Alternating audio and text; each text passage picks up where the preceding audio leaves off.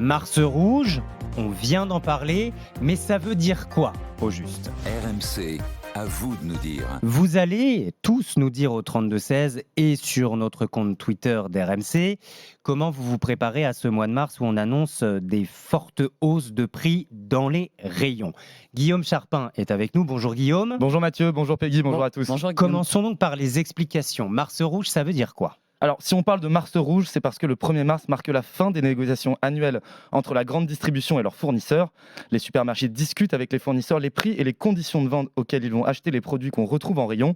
Sauf que cette année, avec le contexte inflationniste, les négociations sont encore plus tendues que d'habitude. Que ce soit l'énergie, le transport ou les matières premières, l'inflation pèse sur les marges de l'ensemble des acteurs.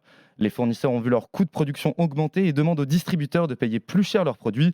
Des hausses délirantes à hauteur de 20%, disait cette semaine le PDG de Carrefour, Alexandre Bompard, dans le Figaro.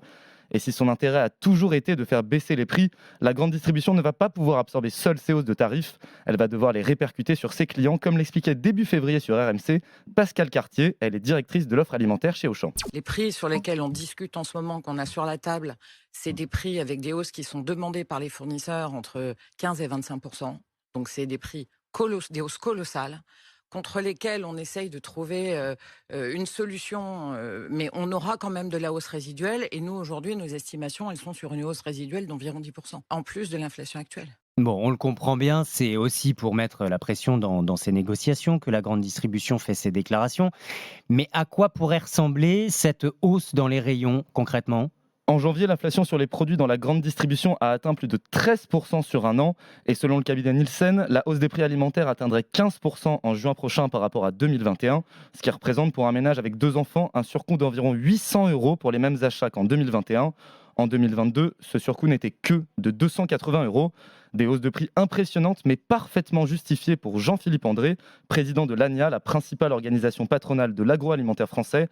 Elles sont tout sauf délirantes, a-t-il dit à l'AFP mercredi, en réponse à l'attaque du PDG de Carrefour, Alexandre Bompard. 800 € de surcoût, clairement, c'est une semaine de vacances. Voilà en quoi cette inflation pourrait avoir des répercussions sur votre budget tout au long de l'année. Ce Mars rouge que redoute donc la grande distribution, est-ce que ça inquiète les Français ? Oui. Préoccupation évidemment, préoccupation majeure pour 77% des Français d'après un sondage Nielsen. L'inflation pousse les consommateurs à faire des arbitrages. Cette année, un Français sur 4 pense à réduire ses dépenses alimentaires, dépenses qui ont enregistré leur plus fort recul depuis 1960. L'année dernière, la consommation alimentaire a reculé de 4,6%. Mais ce que redoute l'ensemble de la chaîne agroalimentaire, c'est que les clients finissent par déconsommer, qu'ils se privent de produits devenus trop chers. Une hausse des prix qui inquiète surtout les plus jeunes. Ils sont 4 sur 5 à se dire inquiets concernant leur pouvoir d'achat dans les mois à venir, selon un baromètre Opinionway. Une inquiétude qui concerne même 86% des 20-24 ans.